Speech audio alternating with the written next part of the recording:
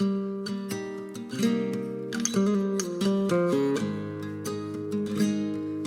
up, ladies and gentlemen? Welcome to Armchair Producers, episode 56, which is mind-boggling. I am one of your hosts, George Tarrant. Also, now I'm going to refer to myself as the Gentleman Villain. I am joined by the effervescent, the mysterious, the enigmatic Mr. Travis Croft. How are you, sir? I am well, and Happy New Year to you. Yes, we have been very slack, and we do apologize, all of those Russian bots. To our audience, the bots.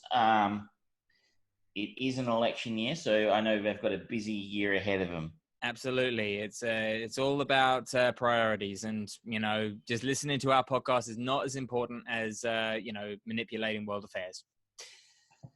Well, I appreciate the bots taking time out from their busy election rigging agenda to absolutely come in, hear about our thoughts about something. We usually Marvel, but there hasn't been any new Marvel release, so we're kind of stuck. So we'll just go with one of Disney, a few of other Disney's properties. Yeah, but I would also like to welcome any new listeners because I haven't actually even told you this, Travis.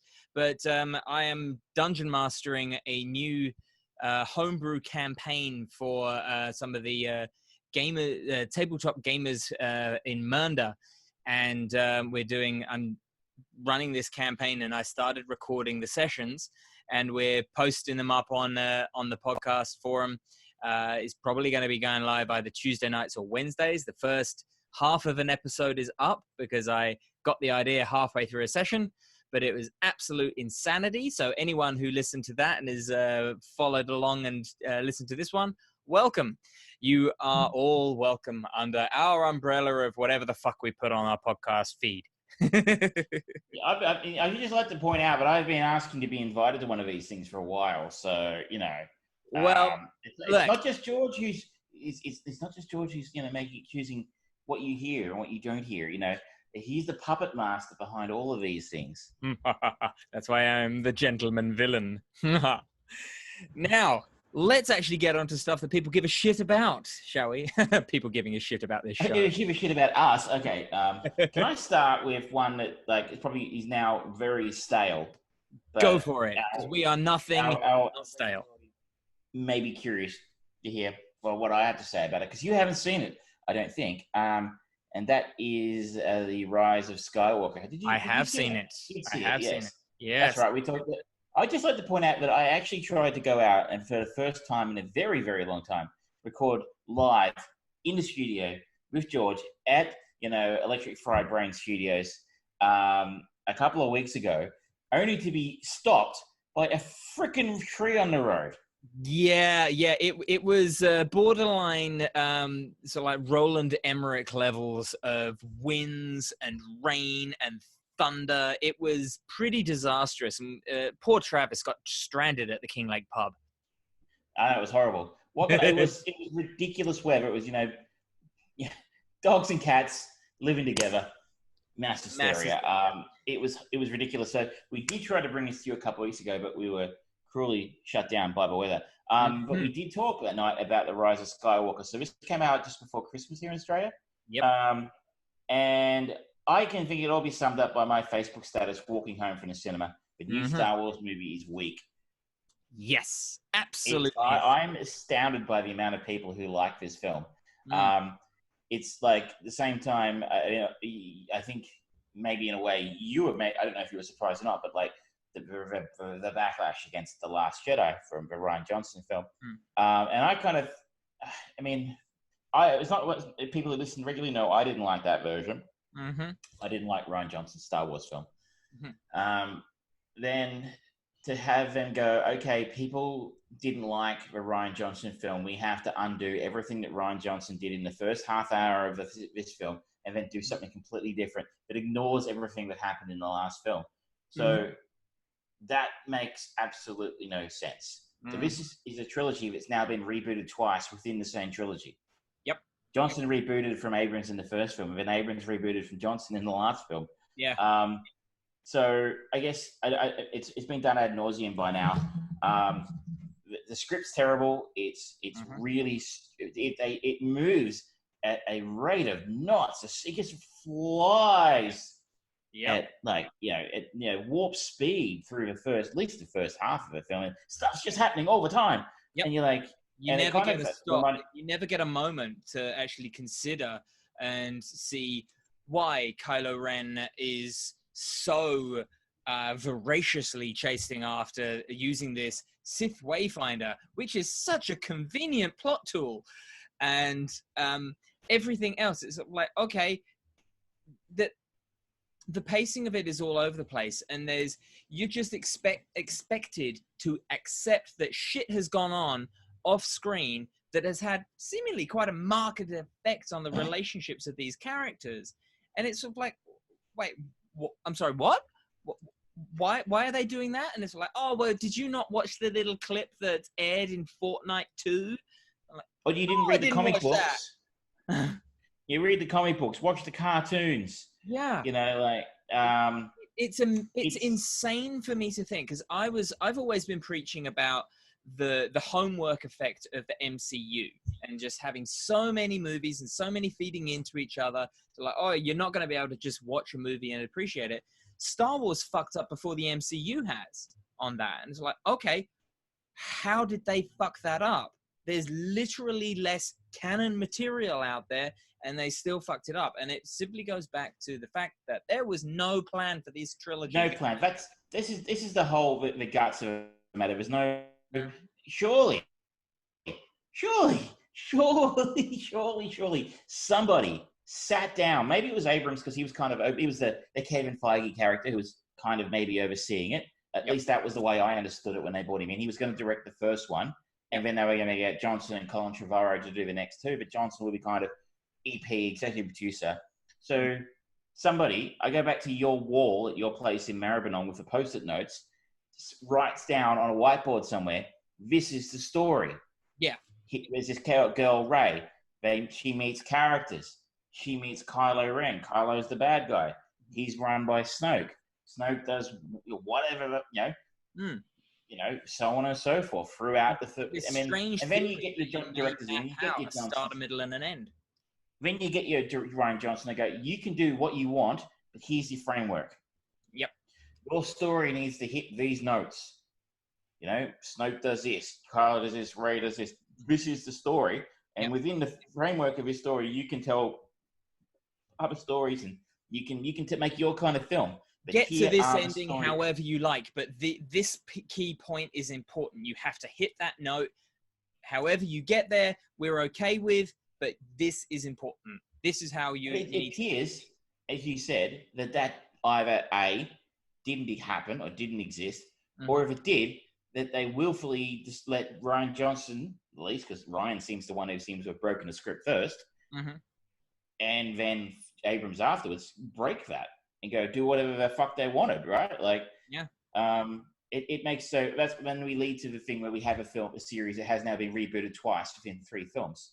A few other points, I guess, like I don't want to harp on it too much because everybody's heard a million opinions about it. I found it piss weak because he just refused... Abrams refused to commit to anything. Stuff happens. Interesting stuff happens. Oh my God, we killed Chewbacca. Oh, actually, no, we didn't. It was another ship. Yep. Rey kills Kylo in the lightsaber. Oh, actually, no, he didn't. Suddenly, she's able to use force healing, which hasn't happened in any of the other films. The force Skype has now become completely ridiculous. Yep. You can literally teleport physical matter just through this. It's not just, oh, yes, I am one with the force. It's, I can actually send attachments now. Seriously? And I think that the coup de grace for me was when they gave Chewie the medal. Chewie's medal was like, I think it was designed to be fan service, but it just pulled me out of a film, and I'm like, really? Yep. Oh, no. Sorry, I'm not on board with this. It's a mess, and anybody who says it's not a mess is can't be trusted anymore. I mean, I guess you can enjoy a mess, Yeah. I suppose, if you really are like much of a fanboy. Hmm. There are But definitely I things to was enjoy. severely There are sorry. elements to enjoy throughout the film. Yeah, But as a cohesive movie that sells you on one story and picking up and logically carrying on from what you know before, it makes no sense. There are so many plot holes. It's even worse than the Force Awakens on the Last Jedi. It's more egregious than that. It takes so many liberties with canon Force abilities and expectations that it's like, oh well, the Force can fucking be anything at this point. It's ridiculous. And one of my D&D players, Callum, he explained to me the best part of the whole movie is Kylo Ren facing off against the Knights of Ren, which are supposed to be these really cool, badass guys, and they're non-entity characters. He just looks at them holding a lightsaber and shrugs, and it's like, yeah, that's the first sign I've actually seen anything in Kylo Ren's character that is kind of brought on from Han Solo, and it worked. And it's like, okay, that was the best part of the movie, a shrug. and also, I mean, just to kind of tie it up, I felt when I liked The Force Awakens. I think it's become popular to shit on it, but I enjoyed it. I thought the thing that was refreshing about it was I enjoyed Rey enough. I know a lot of people said she's a Mary Sue, but that didn't really bother me too much. But I really enjoyed that Finn and Poe. Like, they're bouncing off each other was a lot of fun. Yep. They're both characters were interesting and fresh, and I was really excited to see what they did with them. And what they did with them was nothing. Yeah, literally nothing. In this film in particular, nothing. I mean, we decided no one liked Rose Tico, so we got rid of her, and we got a new love interest who apparently is Lando Calrissian's daughter, though they don't confirm it on screen. It's confirmed in a book, which you can buy separately. Like, and microtransactions for goddamn movies. So, and everyone was there was going to be a same-sex kiss at the end of the film. The first LGBT character in the series, and I'm okay with that. I'm behind that. Yeah. LGBT community needs to be represented on film. Yep. But it was a 1 second grab of two characters who I don't even know if they had a name. Yeah. Blink and you'll miss it. And they did cut it out for China. But I was like, a real director with balls, a really ballsy director, it would have been Finn and Poe. And then if that gay kiss had been Finn and Poe, man, I think it might have almost redeemed it for me because it would have been so perfect. Yeah, I would have been all for it. It would have been interesting. It would have been a statement sociologically. It would have been an interest. It would have been a good, interesting story development for two characters in a Star Wars story. And it would have been an incident, something that was shown on screen that had lasting consequence, which Disney as a whole, as an umbrella, is terrified of. They are terrified of long-lasting consequences. Look at everything they've done with the MCU. They retcon as they see fit just to make sure that they can keep those ticket sales going. They're never... And not upset anybody too much. Exactly. And if something comes out and it is mildly controversial, like you think Iron Man 3 and him having PTSD, that was fantastic. I love that. It's like, oh, wow, a consequence, a genuine human consequence for a superhero. Fantastic. And then it's never referenced again. Like, really? That's not how PTSD works, people. Come on. That's not how any of this works. I guess let them round it off with this film is... It'll be interesting to see if they ever release the Abrams cut because there's a lot of shit that was cut out of this film, I think. Yeah, I reckon so. Interestingly, I saw an interview with a bunch of the actors on Jimmy Kimmel or one of those Tonight shows. Yeah. And I was surprised to see an actress there who I didn't actually realize was in the film. And that's Kerry Russell. Oh, yeah. And I'm like, hang on a second. I really like Kerry Russell. She's in The Americans, which is one of my favorite shows. But Kerry Russell was in this film? Where was she? I have no idea. And she's talking like, I'm like, and then I had to Google it. I'm like, oh my God, she was the woman wearing the full face mask on a, you know, completely one of the many side quests in the film. And I'm like, She had the oh, exclamation mark over her head. yeah, pretty much. And I'm like, okay. So you got yourself, in fairness, one of Abrams' actors, because Kerry Russell was in one of his TV shows back in the '90s, I think, and quite a familiar face. People will recognize her from television. In one of the Mission Impossibles a few years ago. One of and The Americans, which again I'm going to say, if you haven't watched it, do watch it. It's one of the best shows of the last 10 years. What TV? She was in one of his shows anyway. Felicity. Called it. So, which is an Abrams production. So, but I'm like, you got yourself a very recognizable movie star, and you put her under a mask, and I had no idea she was in the film. I appreciate the balls of that. So like, okay, we're just getting this actor and we're going to just not reveal her face, which was the complete opposite to what they did with Dominic Monaghan, who seemed to have way more screen time than half of the other cast. It's like, but he's literally playing just a grunt in the Rebel base. Why? Oh, yes, he was in Lost. And I say, I'd like to finish on a positive note, though. Okay. They should have hired Richard E. Grant 2 films ago. Oh, yes. Richard E. Grant was fucking incredible. In fact, he probably should have played the role Donald Gleason played through the entire series. Yeah. I think he has a lot more. Donald is. I'm sorry, I'm probably pronouncing it wrong. The guy from Harry Potter. I don't think he's very menacing.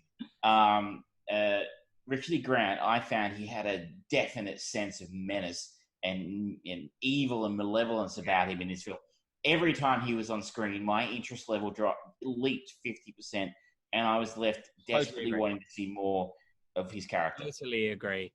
My favorite bit was where they work out that, spoilers, Gleason's character is the mole, and it's a lame-ass mole anyway, and Richard E. Grant's character actually does the logical thing of, like, all right, I'm not going to put you in a prison, I'm just going to fucking shoot you. Yep. And I should note that Richard E. Grant is one of my favorite actors. I find it hilarious that the guy from Withnell and I is, in the Empire now. He's like, I seem to have joined the Empire by mistake. I think it was ballsy of introducing his character, walking out of his thing just in his undies with white cream all over his body. I thought that was pretty impressive. Drinking methylated spirits. The wankers can't afford this, Which was one of my favorite films with Noel and I. And I just love that Richard E. Grant is now part of the Star Wars universe. But Agreed. Enough said about Star Wars. Let's move on to the other monster of science fiction, Star Trek. Yep. And just about a week ago, we got our first look at Picard. Yes. Now you're an episode ahead of me, so we'll stick to episode 1. Mm-hmm. What did you make of it? Very interesting choices. Very different. Completely different kind of storytelling to any other Star Trek. This is a thriller, detective noir potboiler. And I think it's only going to be 10 episodes per season at this current pace. They're setting up a lot of stuff. This is the longest and the most comprehensive that I think we've ever seen Earth in Star Trek. And it's certainly the most amount of time, with the exclusion of where they kind of go back and save the whales and that sort of shit. But, actually displaying what this modern society looks like. And for me, I actually likened it. This is Star Trek. Star Trek Picard is to Star Trek what Logan was to the X-Men movies. That's perfect. Patrick Stewart's in both of them.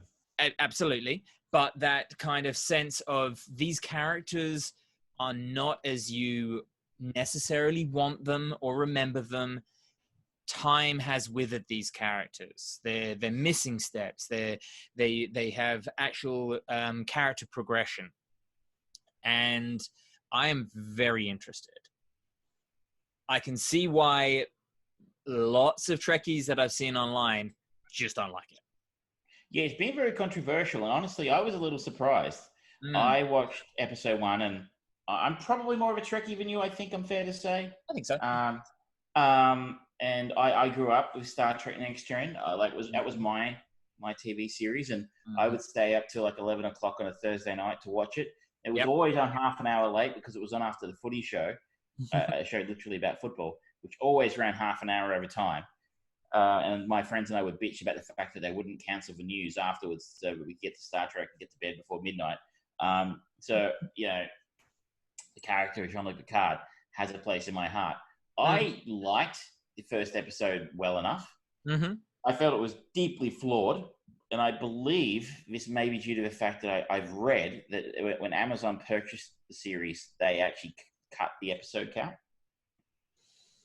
I can't confirm that. It's just what I've heard. Because they crammed way too much story into the first episode. It suffers from a similar effect to the J.J. Abrams Star Wars film. It moves at a rapid clip in the first episode, to the point where there's a lot of stuff just kind of happens, and you kind of like, oh, hang on a second, how is all this happening? You know, it's like, don't pay attention to that, just enjoy it. But at the same time, I certainly didn't think it was woeful by any stretch of imagination. It was certainly, I mean, if nothing else, Patrick Stewart's performance at the center of it is, you know, as perfect as ever. It was Patrick Stewart playing Jean-Luc. Come on. I mean, he's still strong, and it's probably nostalgia playing its part, but he's still a wonderful actor, and everybody loves Patrick Stewart. So, you know, it was fine. That was fine for me. But it really has been a very vicious backlash from a lot of Star Trek fans. I know, going, it's horrible. It's just, you know, brings in too much from the. They didn't like that it's obviously clicked into the Kelvin universe. Yes. Which, I mean, I think it would be kind of silly not to. Considering that's kind of the most recent, you know, sort of Trek storyline we've got, you know, on the big screen. You can't really just ignore it. So, but look, that was really my issue with it. A lot of the episode was not the style or the canon or anything of that nature. It was just, it was so much story crammed into one episode that moved way too fast. It started asking us to give a shit about characters we haven't really met yet, or we don't know yet. I mean, sure, you can ask and expect your audience to give a shit about Jean-Luc from the opening minute because it's called Picard. But like Kaj or whatever it is, the spoilers guys, the girl who he's Data's daughter, who gets killed. You know, I'm like, hang on. Who is she? Why do I care? You know, and they're just like, no. This is important. She's important. Important stuff's happening. Give a shit about this girl. You're like, no, it doesn't work like that. Yeah, it does, because that's just the inciting incident to spark a fire under Picard's ass. And I think once you watch episode 2, you'll appreciate it a little bit more. The interesting thing about that, without going into any spoilers, over the first 2 episodes, I think that the first episode should probably have been a feature length, for one thing. But also, you all right? I was just going to tell you, solve the mystery. The tube had fallen out, so it was pumping hot air and cold air into the room. Ah, fair enough. There we go. Mystery solved, ladies and gentlemen. It's the first episode, to give it more time and to introduce so much elements. They should have just made it a feature length, or the equivalent of like the length of a Sherlock episode. I think is that they did a double episode to start Star Trek Discovery. It was basically, you know, like a 2 hour, hour and a half, 2 hour episode. That's what they should have done for this. And I'm open to that. I think that's why I felt like a lot of the backlash was ill-deserved, because I'm like, it's the first fucking episode, guys. Star Trek's known for having crappy first episodes. It's what they do. Yeah. Encounter at Farpoint was shite. And I think the other thing people need to remember is, I mean, a lot of people have gone into this expecting a show like TNG, Star Trek: The Next Generation. That is. They don't make TV like that anymore. It's gone. Yeah. Thing of the past. Yeah. So unfortunately, and I think that's a bad thing. I genuinely do. But unfortunately, this is the world we're in today, and this is the kind of TV show that gets made these days. Yeah. You got to keep people's attention because there's thousands of hours of streaming content they could be watching. Yeah. Yeah. And it's very telling on what kind of thing they're doing here by having it as a weekly episodic and not doing the Netflix thing of boom, here's the whole season. They're purposely eking it out to moderate the rate or the pace of the show itself. It is a slow boiler. Santiago Cabrera, the guy that everyone knows as Isaac Mendez from the first season of Heroes, the painter, he is a big character in this show, and he hasn't appeared in the first 2 episodes. And by the end of the second episode, you've met briefly 3 new characters. That's it. He hasn't got off Earth. And this is 10 episodes, and 2 episodes in, he hasn't left orbit. That's a different kind of show for what anyone is expecting with Star Trek. It's in the name. Trekking around the stars, not trekking around a vineyard. Vineyard trek. Yeah, I think it'll be. They've signed a contract for a second season already. So yeah. Obviously, somebody's seen what they've put together, and they think it's decent enough. Mm-hmm. I'm interested enough. I mean, I'll probably get to watch episode 2 this weekend, and all will be well. It's good enough. Certainly, I enjoy it more than Discovery, which again, long-term listeners will remember. I couldn't get through season 1 of Discovery. By the end of the first season, I was on board. It took a while to get moving. Yeah. But once it got moving, I started to kind of enjoy it. But halfway through season 2, I was just out. It was too woke. It's woke Trek now. And it's just, it was just awful. And again, I was having the experience where, and for long-term listeners will remember, I was watching Discovery at the same time as I was working my way through the Orville. And I say it to anyone who listens, the Orville is what Discovery should be. Mm-hmm. I think the Orville is probably the closest show to the Next Generation that we still have. And even then, it really is. It's really. Yeah. I mean, it's ridiculous that people think it's a comedy because it's from Seth MacFarlane. But, you know, I would be taking this off Alex Kurtzman and Damon Lindelof. I would, if I was, you know, I mean, I believe her rights are very complicated, but I would be, Seth MacFarlane deserves a run at writing a Star Trek script because Simon Pegg had to go and he fucked it up. So let's try somebody else. Nothing but love for Simon Pegg, but Star Trek Beyond wasn't good. It was not. Yes, it was. Yeah. The less said about that one, the better. I want to pivot and hear about your experiences. A couple of weeks ago, I think you found yourself a convention that's for people like you. Yes. ArcanaCon, ladies and gentlemen. ArcanaCon 2020. It's tabletop RPGs and nothing else. It is delightful. There are people walking around in wonderful cosplay. It is incredibly LGBTQI, all of the initials, friendly. It is literally just tables with dungeon masters. You go, you set up at the table, you join in, and you play. It's pure delight. It's wonderful. It was brilliant. I've never been to one before.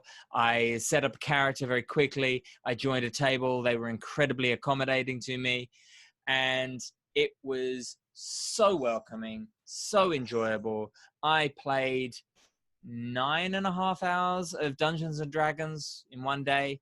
and it was bliss, absolute bliss. So very welcoming to new people. I am determined next year. I'm taking a bunch of people with me who have not played or who are curious about it to get a taste, because these people really love it. They're great at actually talking about why certain rules apply in this situation, how certain things go. They're great at talking you through if you don't know. So like if it might be your first time playing a spell heavy character, it can be very daunting suddenly having all these numbers and so like, oh well, if this happens then that, and but if this is in effect then that doesn't happen. It can be a bit overwhelming, but this is a place where it is just incredibly open, welcoming, absolute fantastic. $60 for the 2 days. No, tell a lie. It was not $60 for the 2 days. I actually got my tickets for free because they just wanted people to go. It was wonderful. Yes, again, more Contra.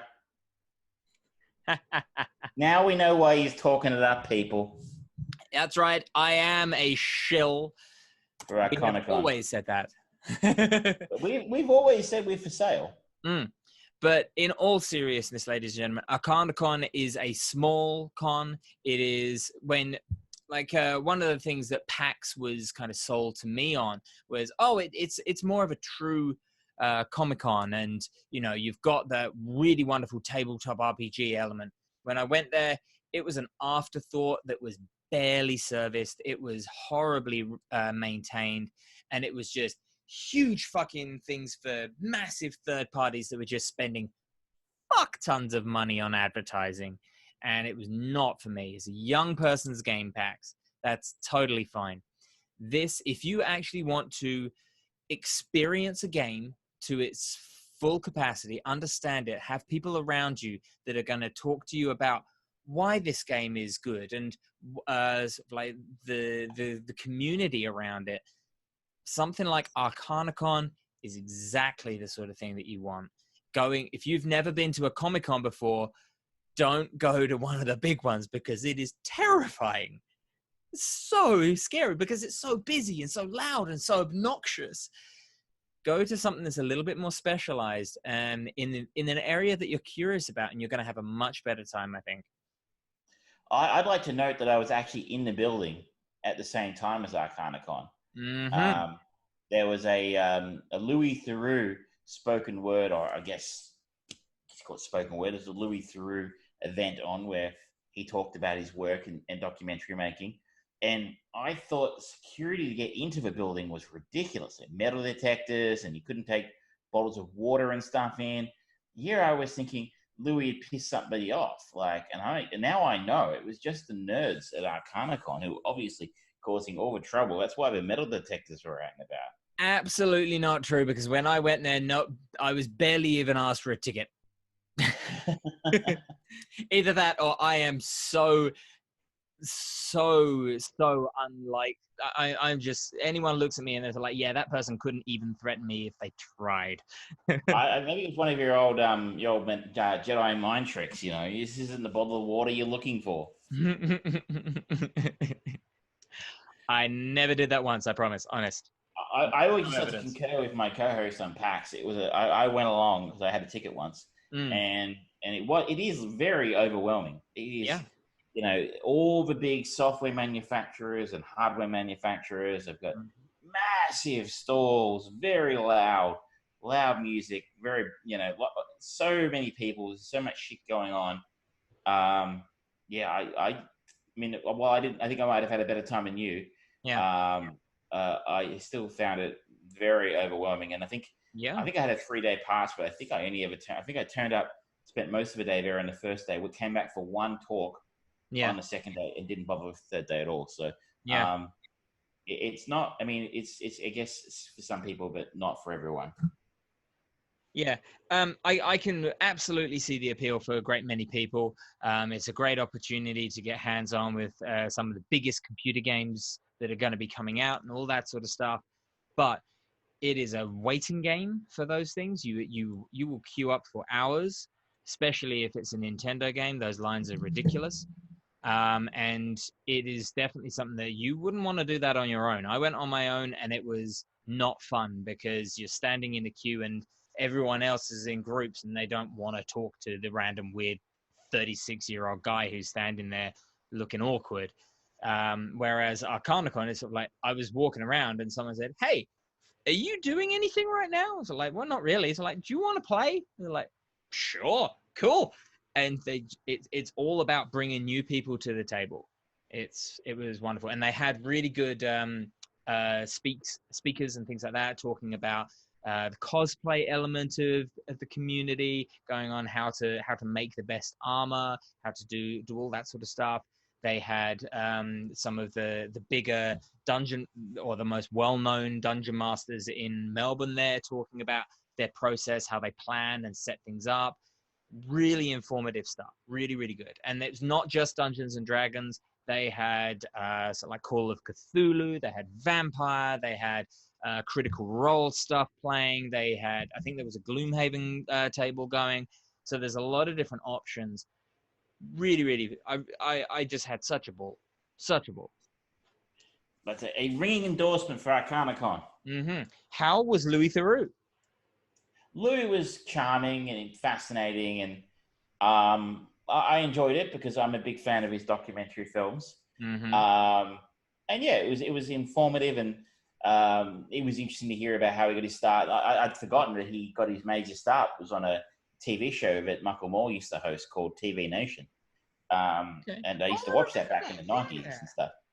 And yeah, and there's a Louis, I mean, it's been an interesting journey for Louis, for those who are familiar with his work. He kind of made his name doing Louis' Weird Weekends for British telly back in the late 90s, early 2000s, where he'd go and visit Nazis and, the Westboro Baptist Church and like extreme gun nuts. And it was kind of like the uptight British man going, "Oh, look at these rather strange American boys," Yeah, that's what I knew him from. And of course, now he's kind of come a long way from that, in a sense. He doesn't do those kind of documentaries anymore at all. I mean, every now and again, I think he's checked back in for Westboro Baptist Church a couple of times. Yeah, it's quite fascinating to see that they're not just him poking fun at, "Look at these weird Americans" anymore. That you can actually kind of see an arc through the different shows he's done with them. Yeah. To the point where, some of them have actually left now.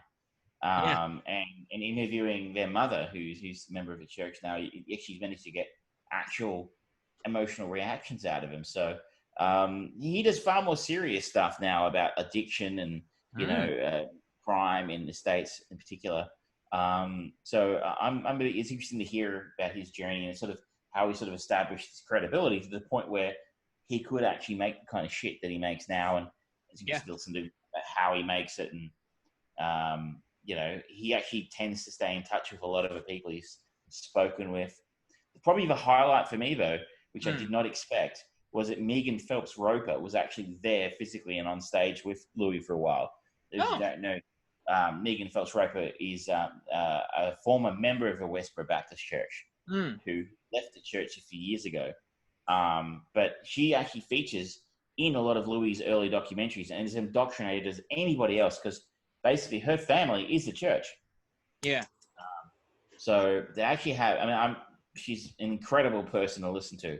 I listened to her on podcasts and stuff before, but to see her on stage and have it, firsthand to hear some of her experiences was impressive for me. And so I was very glad I went. I was very glad that I didn't pay $150 though, because that was what the tickets were asking initially. I'm like, I'm sorry, he's not freaking Tool. He does $150. No, there was a 50% off special.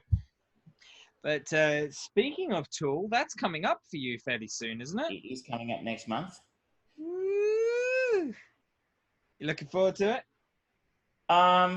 Yes. I remember I did just see them in October last year, so it's perhaps not as big a deal for me as some folks. But also, they are, as much as I enjoy seeing them live, they're a very subdued live band.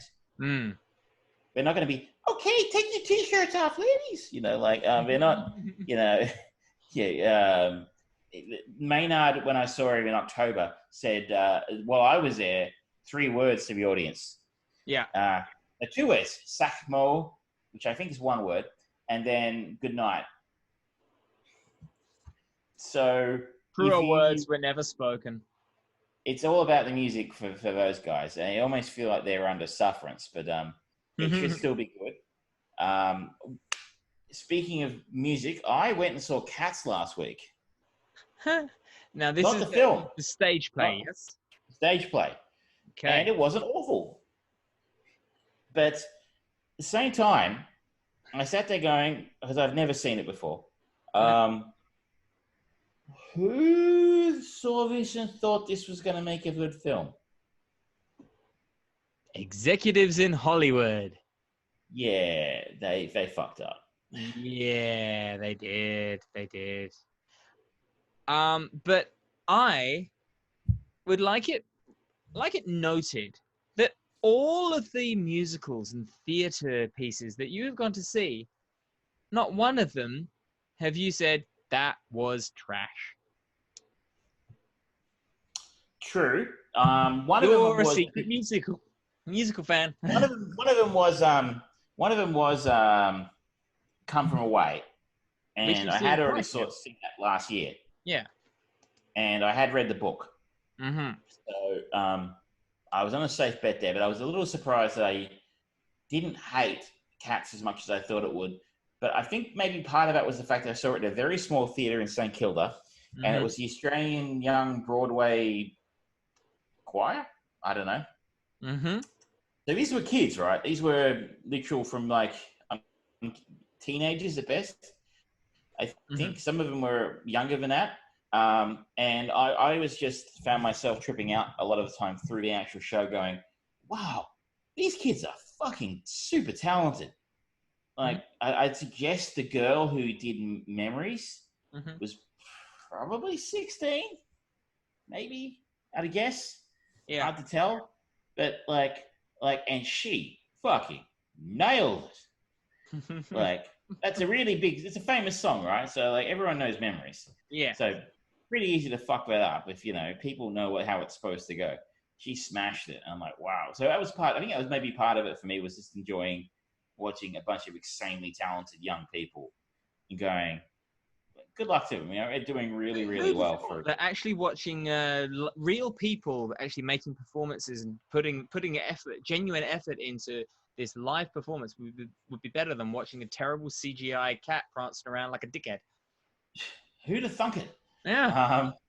Who'd have thunk that seeing real people instead of Jason Derulo would be popular? Jason Derulo is not a real person. He's a replicant, I think. But yes, no, you're not the first person to acknowledge that. My friends at my old job were like, I think you're coming. It's like, see, Spamalot's playing in Melbourne very soon as well. I want to go to that. I want to go too, because I never saw it when it was here the first time around because it was so expensive. This is my problem with musicals. They're too expensive.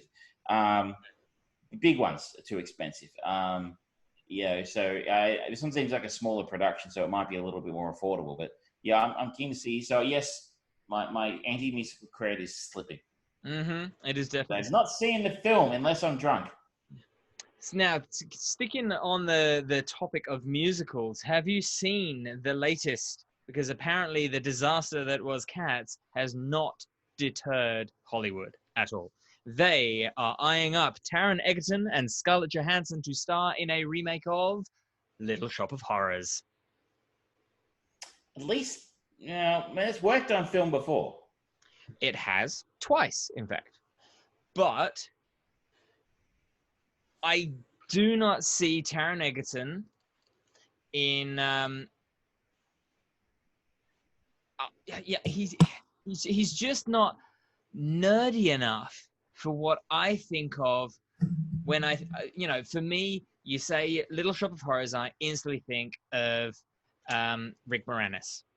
I think Steve Martin was in it as well, wasn't he? Yeah, he was the dentist, and he was fantastic as the dentist. And the cameo with Bill Murray as the masochistic patient. Oh, wonderful! And so Taron Egerton, he's a very talented actor. And he's definitely got the singing chops. He showed that in Rocketman.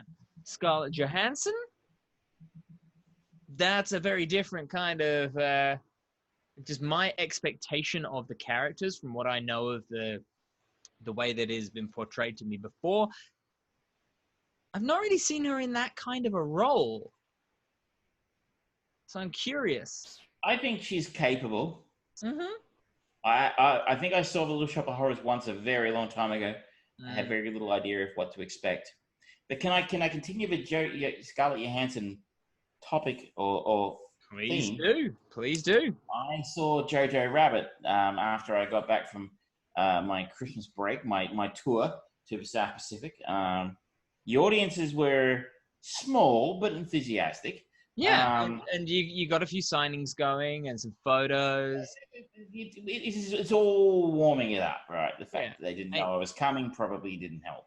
We don't want to overexpose ourselves, The last thing you want is us exposing ourselves. Thank you. Thank you, Mr. Murray. It was that great line from Ghostbusters 2. And you don't want us exposing ourselves. Why was that never a T-shirt? Jojo Rabbit, the new Taika Waititi film, being nominated for Best Picture, is a lot of fun. Who would have thought the Nazis could be fun? Producers. There's been a lot of criticism. A lot of people I've seen that didn't like it because they're like, oh, you're making the Nazis look like buffoons and when they were dangerous psychopaths. And I'm like, no, sorry, that's not a valid criticism from my point of view. I mean, I think they looked ridiculous in the producers too. And they didn't talk enough about the Holocaust in this. Oh, Jesus Christ, talk about nitpicking. Hey, seriously, just follow John Cleese's law and don't mention the war. I mean, sure, the Holocaust is nothing to be made fun of. But like, I mean, it's a smaller story. It's funny. I love Taika as Hitler. He's hilarious. The child actors in it, who played Jojo and his best friend, whose name escapes me now, are fucking incredible. The young actor who played Jojo hasn't acted before. Okay. So I mean, he's got a future if he wants one because he's amazing. Scarlett is incredible in this. Scarlett Johansson. That's why I'm like, I think she can probably do most things she turns her mind to if she wants to. She's done stuff. An Asian woman. Sorry? I said she couldn't play an Asian woman in Ghost in the Shell. Well, she could try. She certainly tried. It's not her fault. It's not. Yeah. That's not her fault. She can do weird sci-fi like Under the Skin. She can do mainstream Marvel stuff. You can do little indie films like this and pull it off brilliantly. She's very, very talented. I think she's underrated. I think she's got an Oscar coming her way one day. I don't know if she's been nominated for this, but she probably should have been. But personally, and I would encourage you to see it for this reason alone, the Armchair producer's favorite actor, Sam Rockwell, is incredible in this film. I've heard that. Cross-dressing Nazi commandant. It's just, he's fucking incredible. He has the best lines. He's so good. Even Rebel Wilson's pretty good in a small role she's got. She just plays Rebel Wilson, but, why not get her to do what she's good at? I had a lot of fun with it. I was shocked to find that so many critics had dissed it and didn't like it. 'Cause I enjoyed it immensely, and I think it only bolsters Taika Waititi's stock for me as a really fine filmmaker.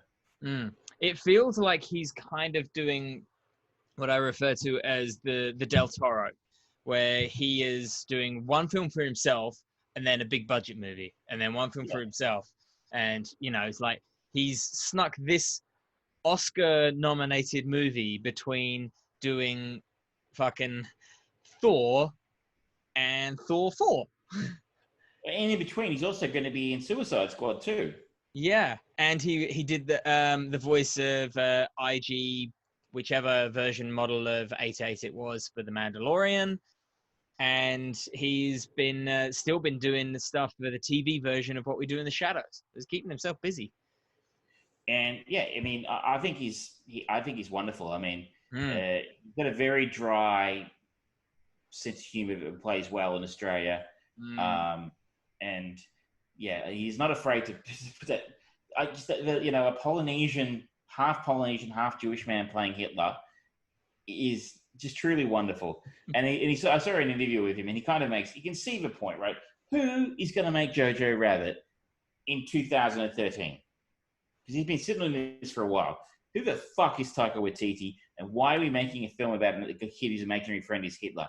Fuck off. Right? No one's making that film. All of a sudden, you make Thor Ragnarok. It makes a shit ton of money. Everyone in Hollywood wants to work with you.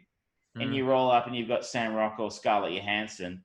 Like all of a sudden, I think a few more doors are opening up, and I just think he's wonderful. And I just want to give a quick shout out. It's Roman Griffin Davis plays the young boy. Thomasin McKenzie, who's a Kiwi, plays the young girl hiding in his cupboard. I'm in the closet. Stephen Merchant plays a Gestapo agent, and Stephen Merchant's one of my favorite actors, and he was born to play a Gestapo agent. I have a feeling I haven't seen any clips of Stephen Merchant doing this, but you say Stephen Merchant and you say Gestapo, and I suddenly see Allo Allo. Did you ever watch Allo Allo? Oh God, 30 years ago maybe. Yeah, I'm just picturing a Stephen Merchant version of the Gestapo from that. It's like, my name is Heflik, and I have many things going on. You will answer the questions, and just kind of over the top. It was a very, very funny scene where they actually raid Jojo's house, and everybody has to say hello to everyone. Like, Heil, Heil, Heil, Heil, Heil, Heil, Heil. I want to have a quick shout out to Archie Yates, who plays Jojo's best friend, Yorkie. And he doesn't have a whole lot of screen time. And I think this is his first film as well. He was wonderful. Though, interestingly, when I click on his name here, it says he has been cast in a Home Alone reboot, which is a bit scary. Okay. I don't know if I want that to happen. But can I quickly pivot to another Best Picture nominee? Yes. I saw 1917 this week. Oh, I want to see that. So this is the new Sam Mendes film. Yeah. Of course, who has already got, I think, a Best Picture Oscar for American Beauty, if I'm not mistaken. I'm pretty sure. He's been nominated a few times. Yeah. This film is set during World War One. It is a very interesting technical achievement in the sense it's basically for those who are old enough to remember the Australian film Gallipoli, it takes the last act of that film and turns it into an entire film. Two soldiers are tasked by a general to run a message to another general to tell them to cancel an attack, which is doomed. To do that, they have to cross through empty German trenches and bombed out cities and all manner of hazards to get to deliver the message. It's particularly personal because one of the soldiers who's been tasked with taking the message has a brother in that army about to attack. So basically, at the end of Gallipoli, the two sprinters, one of whom is played by Mel Gibson, tasked with delivering a message. Mel Gibson, is tasked with delivering a message to stop an attack, which his best friend will take part in. And spoilers, it's 40 years old. His best friend is killed in that attack because Mel isn't fast enough to deliver a message. Gallipoli is a much better film than 1917. Can I just start out by saying that? A much better film than 1917. 1917 is a more compact film and probably something you'd be pretty much easier to sell to a studio executive. Two guys basically have to stop an attack by running through enemy territory. Boom. It's a great elevator pitch. Yeah. My first thought was very early in the film. There's a scene where there are airplanes surveying the new German trenches. And I'm like, why couldn't they just put the message in the airplane and fly that to Benedict Cumberbatch and drop the message there? But then that would have meant there was no film. Because reasons. That wouldn't have been very entertaining. There was a 5-minute plane ride and it's over. I guess one of the central conceits of a film is it is filmed as if it's one continuous shot, with no cuts. There are some cuts in there. They're very cleverly masked, mostly. But for the most part, it's done like it's one shot, which is actually very cool. And I think isn't just there for gimmick purposes. It actually adds something to the story and certainly makes it more tense. And you certainly feel like you're more on board with the journey. I'm not trying to make it sound like it's a bad film. It's it's technically incredible. It's beautifully shot, incredibly well acted. You know, the set pieces are fantastic, and I'm curious to find out how they did a lot of what they did. There are a couple of central plot holes for me, which bothers me, which, like I said, like, why would you send two guys running across no man's land when you have airplanes that can do the same thing in 10 minutes? But overall, I thought it was a strong film. I think it's exactly the kind of film that the Academy likes to reward. And I wouldn't surprise me for a second if it does win Best Picture. Okay, question for you. Because, very recently, only a couple of years ago, we had another big war movie going, seemingly heading strong into the Oscars with Dunkirk. Yeah. Which one's better, in your opinion? Oh, Dunkirk's a better film than this. Okay. I'm a big fan of Christopher Nolan, and I think... Agreed. Christopher Nolan, I don't think Sam Mendes is he's not a skid mark on Christopher Nolan's underpants. Like, he... Them's fighting words, them's is... Sam is a competent director. Christopher Nolan's a master filmmaker. I think the restraint in a film like Dunkirk, I don't know, maybe people were expecting to see tanks, like Nazis charging the beach and shooting at British soldiers who are heroically dying to defend their brethren as they, clamber in the boats. And he didn't do that, right? It was, it felt very real. And, like the way he managed to create tension in that film, the parts of the stories that created tension were not the obvious choices for that kind of thing. And I thought Dunkirk was incredible. I mean, just hiring Tom Hardy for a second time and covering that beautiful face again, it shows a pair of filmmaking balls that you have out there, right? Who's going to hire that guy, right, and cover that face? Or maybe he just has a real fetish for hearing Tom Hardy go. It's like, oh, I'm sorry, I've just come. Like, remember when you and I saw the first 5 minutes of The Dark Knight Rises, when we saw Mission Impossible, whatever it was. Yeah. And it's like, huh? Can you repeat that, Tom? I can't hear a word you're saying. I had no problem with it. I could hear him perfectly fine. You're the one. Yes, I am. I am that special little boy in the world. So while I'm talking about films that are previews at IMAX, the highlight of The Rise of Skywalker, the very high point of that film for me, was the 5 minutes of Tenet I got to see before it. Oh. I saw it at IMAX. So we know how Chris likes IMAX. So I get the first, 5 minutes of Tenet before The Rise of Skywalker. And how do you follow that? Like, if this, just quickly, if the rest of Tenet is anything like the 5 minutes I saw at IMAX, you're in for a huge treat. Oh, you're cruel dangling that one out at me. Cruel, I say. It was, I don't know, like, there was something about that 5 minutes, apart from the fact I couldn't understand Tom Hardy, that 5 minutes of Dark Knight Rising. Of course, we're all excited because The Dark Knight was incredible. but there was something dangerous felt about that character Bane. He felt dangerous and unstoppable. And even in that 5 minutes, you really felt that and built up a menace and danger of Bane compared to the Robin Bane from a few years before. And I felt the same thing about that 5 minutes of Tenet. You're like, fuck, I have to wait 6 months to find out what this is.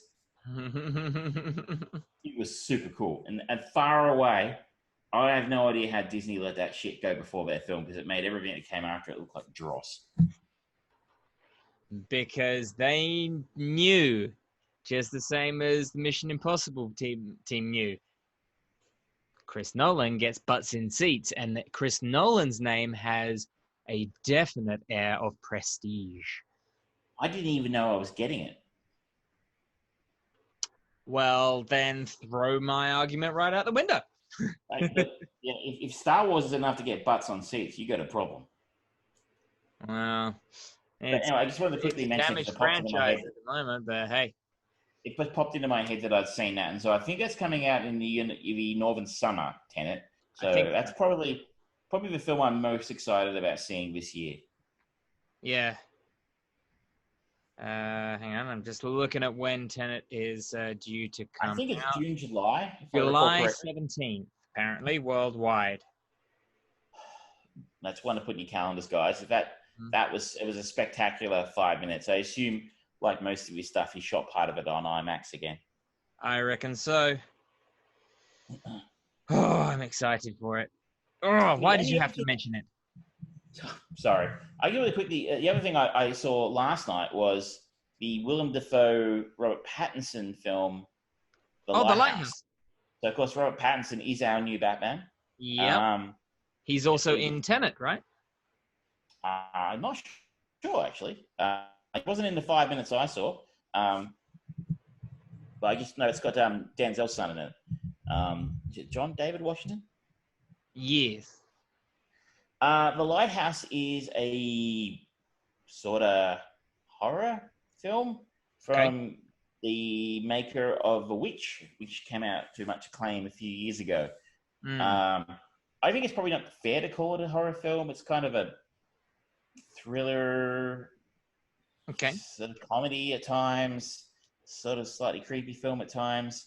I'm not sure if I actually ever reviewed The Witch on the show, either the Armchair Producers or the G&T podcast. You mentioned it, and you said that you weren't a big fan. That's an understatement. I hated it. So I was I went to see this film because I have a friend who actually likes creepy stories about lighthouses. And I thought, I hadn't seen him for a while, and I thought, we'll go and see this. And then I saw it was by the maker of A Witch. I'm like, oh. And afterwards I said, yeah, I saw The Witch. I didn't like it. And he's made exactly the same film again. So, I mean, this film has almost universal acclaim. It has really good scores, 7.8, I think, on IMDb. I think the Metascore is above 80. And I was bored. Silly for most of it. And so basically, these films are shot this film's shot in black and white, interesting aspect ratio, technically excellent. The acting is very strong, but nothing happens. Nothing happens between these people until the last 10 minutes of the film. And that's exactly what The Witch was. The Witch was set in the 16th century New England, and it's like, in this farm out in the middle of nowhere, and like there's these rumors that like one of the girls in there is cursed as a devil worshiper or something, and like one of the goats is actually a Satan or something.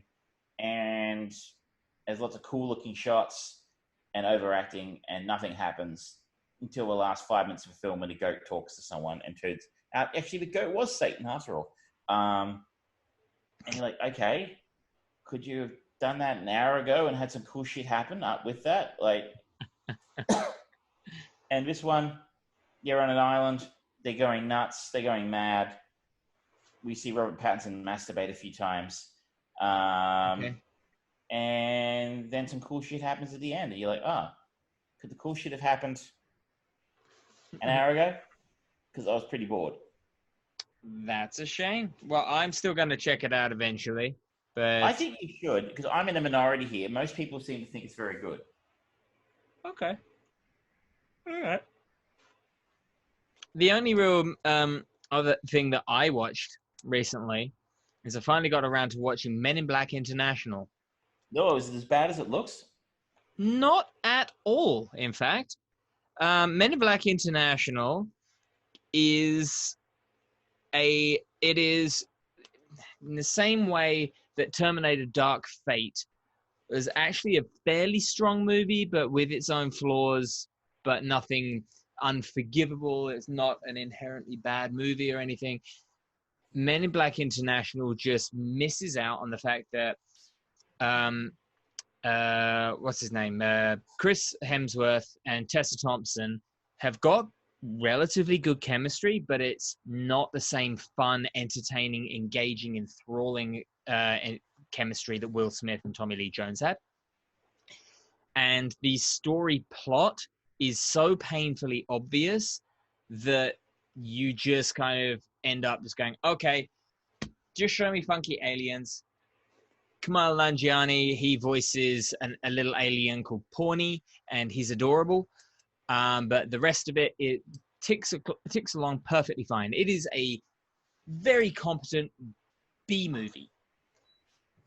And unfortunately, didn't have the budget of a B movie, and it had the expectations of an A movie with two big stars coming off of the success of Thor Ragnarok, plus Liam Neeson and Emma Thompson for a little bit of kind of credibility behind it, and they don't really do anything of particular interest with those characters. And it's sort of like, okay. And it's another one of the movies to add to the list of, all right, so they had this franchise, and then eventually they went international. They went to the UK or they went to Europe, and they just didn't try as hard because, you know, it's you know, people, American audiences don't care about England and Europe as much as stuff that happens in their own country.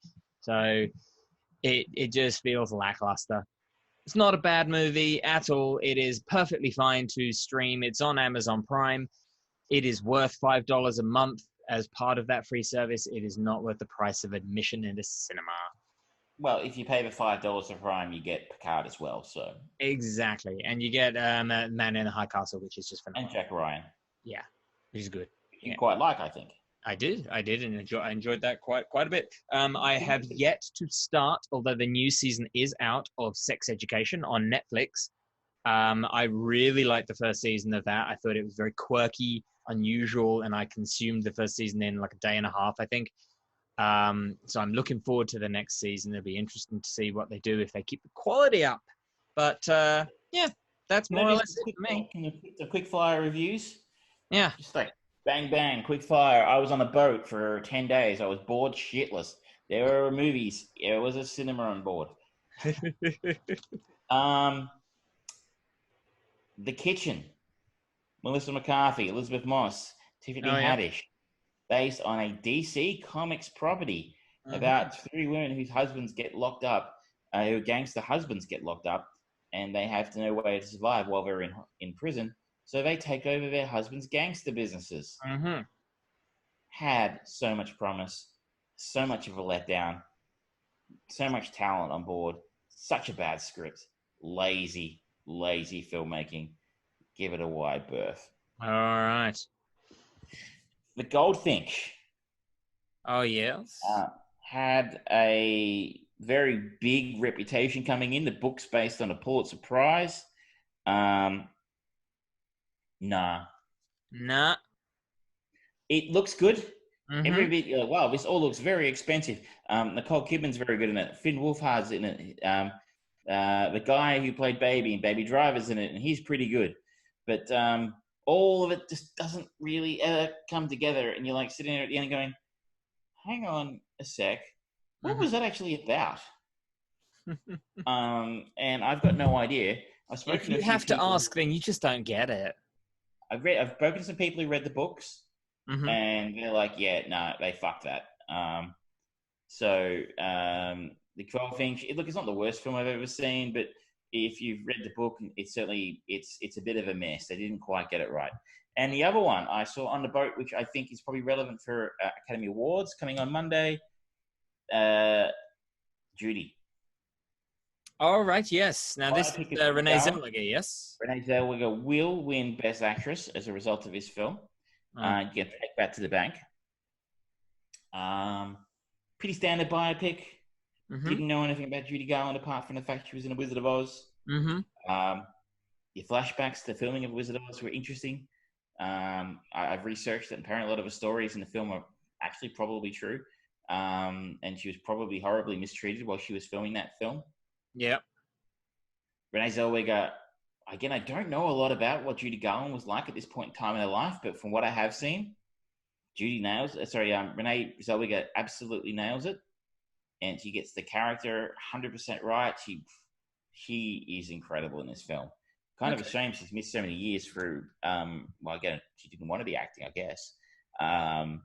But it's quite a return from her. And again, films about Hollywood are usually an excellent way to win yourself an Oscar. And I suspect she'll get one. And no one for this. I think she's got one already.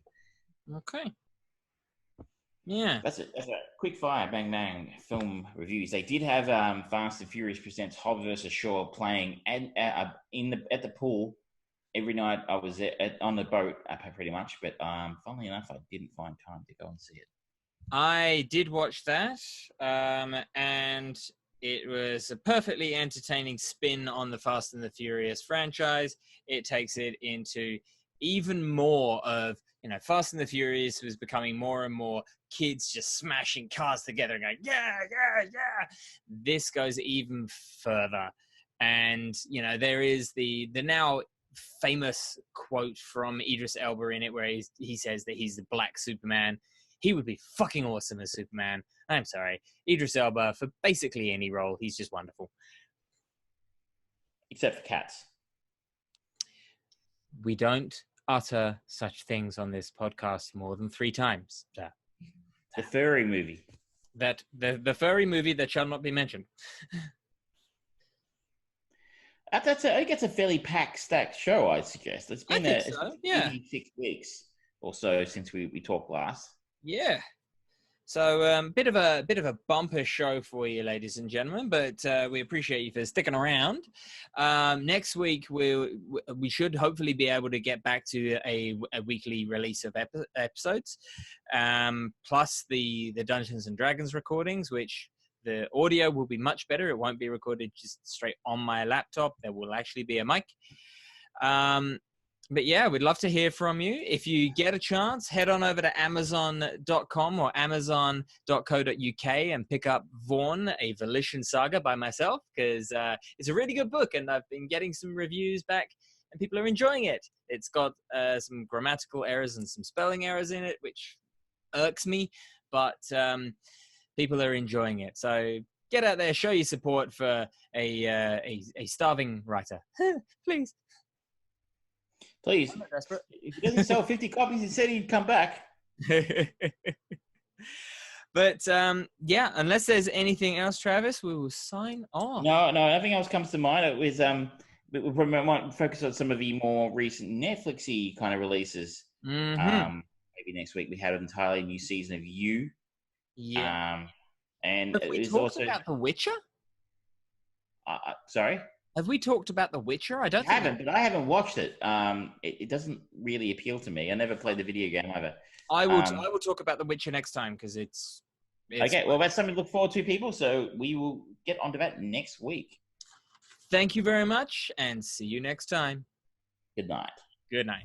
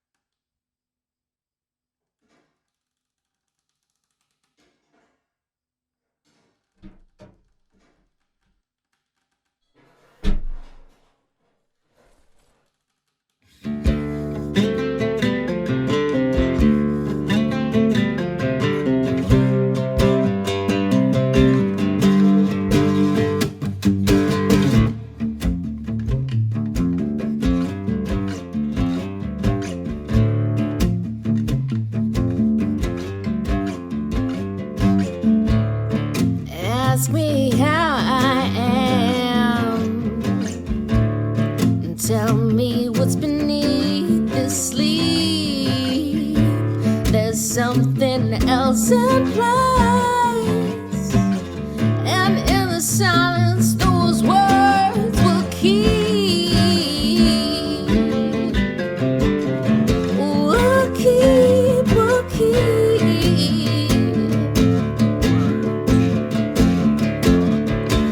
What is your truth?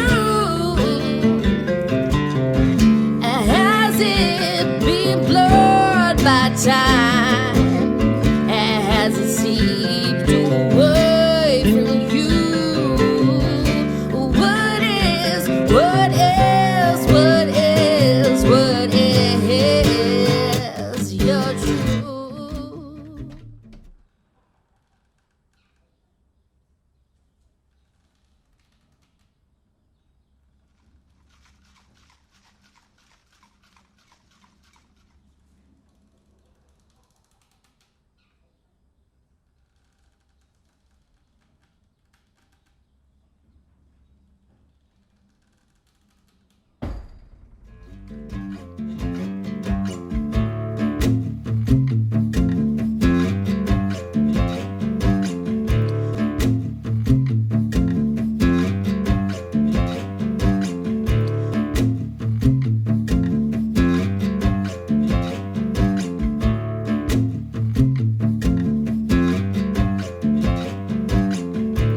We dread this ebb and flow. It's taking pieces bit by bit. The more we're shown, the less we know. Helpless by all and after still. We'll keep, we'll keep.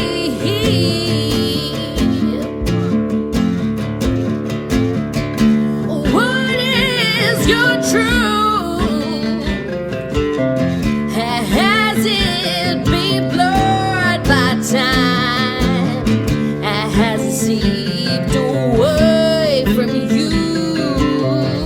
What is, what is, what